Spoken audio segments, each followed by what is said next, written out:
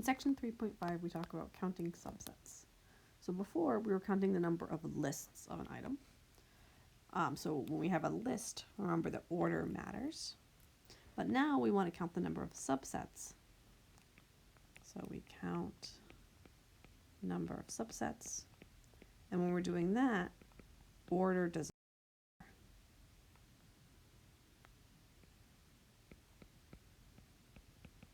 So that's the big thing to keep in mind. So sometimes when we're talking about the case where order matters, we call those permutations. So previously we were doing permutations. And now that order matters, when order doesn't matter, we call those combinations. So permutations, orders matters, and combinations, orders doesn't matter. So an example of a question that we might answer in this section is how many ways can we pick a group of size 3 from 8 people? All right, so maybe if I have these 8 people, A, B, C, D, E, F, G, they don't have very good names, and H, then I'm going to pick 3 out of that group. But if I pick them as B, D, G, that's the same as picking them as G, B, D, right? Any order of them is the same because they're still in my group of 3. So when we're trying to figure out how many ways we can do this, we want to think about picking just some subset of people so that that order doesn't matter.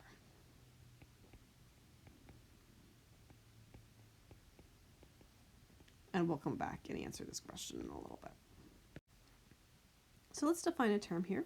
So if n and k are integers, and really we want to think of them as non-negative integers, then this binomial coefficient, n choose k, denotes the number of k element subsets from a set of n elements. So I'm not defining it in terms of what it's equal to algebraically. We'll actually prove that later. We're defining it in terms of what it's counting. So it's counting the number of k element subsets from my n element set. So for example, if n is 4, I've got this 4 element set here, and I want to pick k element subsets. So I'm going to start with k equals -1 just to kind of think about this, right? I can't have a subset that has -1 elements, so this is completely impossible. So I would say that n choose -1 is 0. But now if I'm looking for 0 element subsets, there is a way I can make a 0 element subset, right? Because the empty set is a 0 element subset. So there's one way I can do this. I just have that empty set. So we do get that n choose 0 for any n is going to equal 1, kind of like how n factorial, or 0 factorial was equal to 1. Okay, moving forward, if I have n choose 1, then I can just build a 1 element subset. So it can either have A in it, or B, or C, or D. So we can see that there was 4 ways to do that. Then I can think of my 2 element subsets. I'm not going to draw braces anymore because it's just too much. So I'll just put the elements next to each other. AB, AC, AD. So those are the ones if A comes first. But now if A came second, right, order doesn't matter here. So I'm not going to rewrite those. So this is if A is in the set. If A is not in the set, I could have BC and BD. And then if B is not in the set, I would just have to have C or D. So those are the only 2 element subsets because this AB is the same as BA. This is the same as AC, right? Here, order matters. Sorry, order doesn't matter.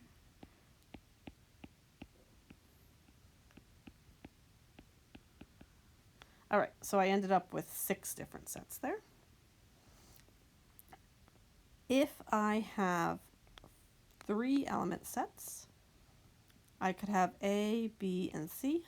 So I left out D. I could have A, B, and D. I left out C.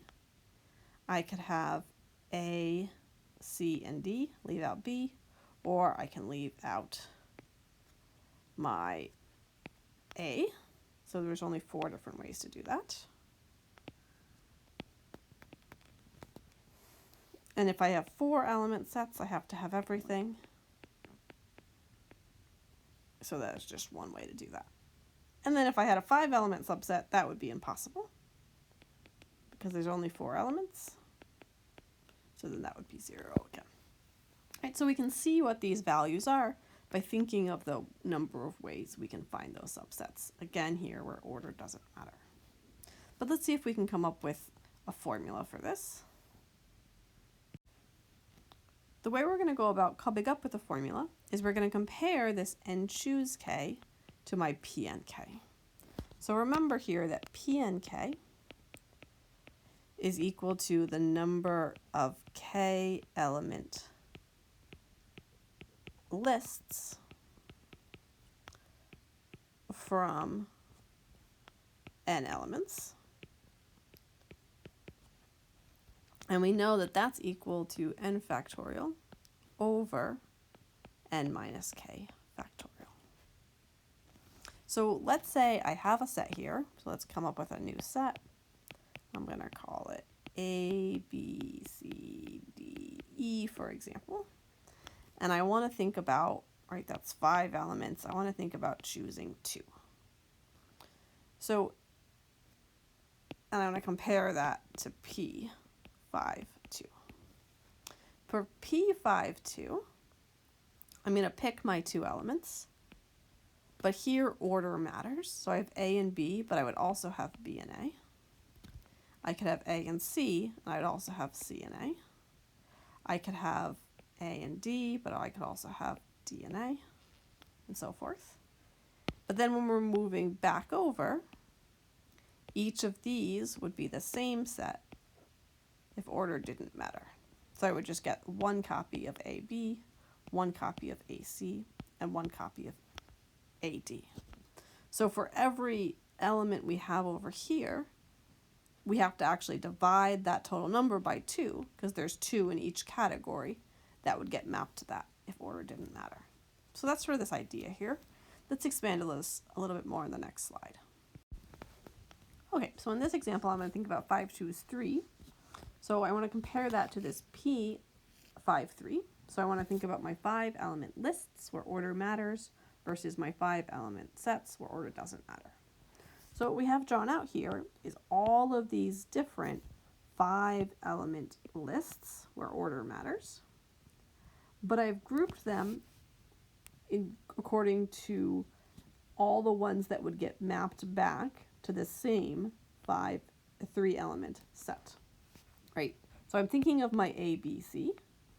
I can think of all of the different ways to order that A, B, C. And then these are all of the different sets that all have A, B, and C in them. So they all get mapped to that same A, B, C in my set world.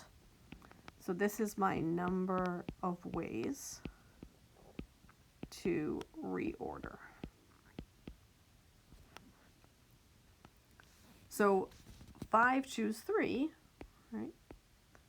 That should equal the number of ordered lists, which is my P5-3, divided by the number of ways to reorder.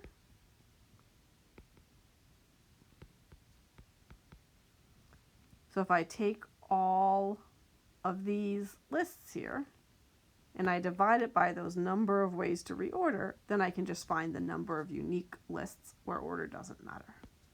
So we've seen that this 5 choose 3 is just 5 factorial over n minus k factorial, or 5 minus 3 factorial in this case. So let's do it in general and then also in our specific case. And then the number of ways to reorder k things, well, there's k options for the first one, k minus 1 for the second, all the way down. So that's divided by a k factorial. So in this case, it's divided by a 3 factorial.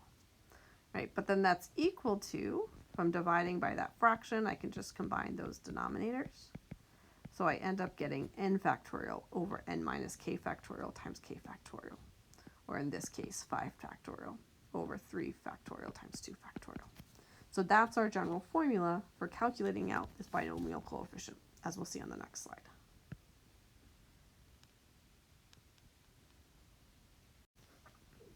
So as we saw, the formula for n choose k is n factorial over k factorial n minus k factorial. So we can think about choosing those k things where order matters and then dividing out because order no longer matters. There's a couple other ways you can think about this, and I encourage you to think of some other reasons why this formula might be true. So let's do a basic example. So Baskin-Robbins has 31 flavors. We want to know how many ways we can create a triple scoop. So a triple scoop here with 3 different flavors. So we have 31 flavors. We need to choose 3 of them. So if I think about this, it should be 31 factorial over 31 minus 3 factorial times 3 factorial. So let's actually calculate that out. 31 minus 3 is 28. I'm going to have 31 factorial over 28 factorial times 3 factorial. So we want to think about canceling out those big factorials. So I have 31, 30, 29, and then it's going to be a 28 factorial after that. So that's going to cancel with my 28 factorial on the bottom, and then I'm just going to divide by 3 times 2 times 1. Whoops. So 3 times 2 is 6. 30 divided by 6 is 5. So I end up with 31 times 5 times 29. And I can just leave it like that. So that's the total number of 3 scoop combos I can get at Baskin-Robbins. Let's try one. How many 6-digit numbers with digits 1 through 9 can I get when there's exactly 2 even digits? Wait, so I have these 6 digits, and I want to know that I have exactly 2 even ones. So the way that we can do this is, let's actually draw 6 digits here. Step 1, let's pick which 2 are even. And then after I do that, we can assign the even numbers to those 2 spots. And then I can assign the odd numbers to the remaining spots. So I know that if I pick which 2 spots are going to be the even numbers, because there's exactly 2 even numbers, there's a unique way to identify those 2 spots. So I'm actually using my addition principle here. So out of my 6 spots, I need to choose 2 of them to be even. So there's going to be 6 choose 2 ways to do that. And now that I've identified my 2 even spots, I just need to put in the even numbers.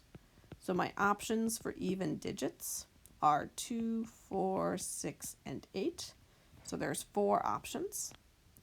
We can have repeats, so I'll have 4 and 4. And then for the odd numbers, there's going to be 6 spots. Sorry, there's 4 spots left after I took away my 2 spots that were even. And my options are 1, 3, 5, 7, and 9. So that's 5 options. We are allowed to repeat. So overall, we're going to get 6 choose 2. So that's 6 factorial over 4 factorial 2 factorial times 4 squared times 5 to the 4th.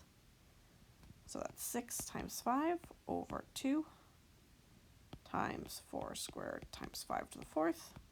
So that's just going to be 15 times 4 squared times 5 to the 4th. Somehow that became a squared. And that would be the total number of ways to find 6-digit numbers where the digits are only allowed to be 1 through 9 and exactly 2 are even. Here's one question for you guys to think about. So how many 4-digit binary strings are there? So that's just 4 digits, but the only options for each digit are either 0 or 1.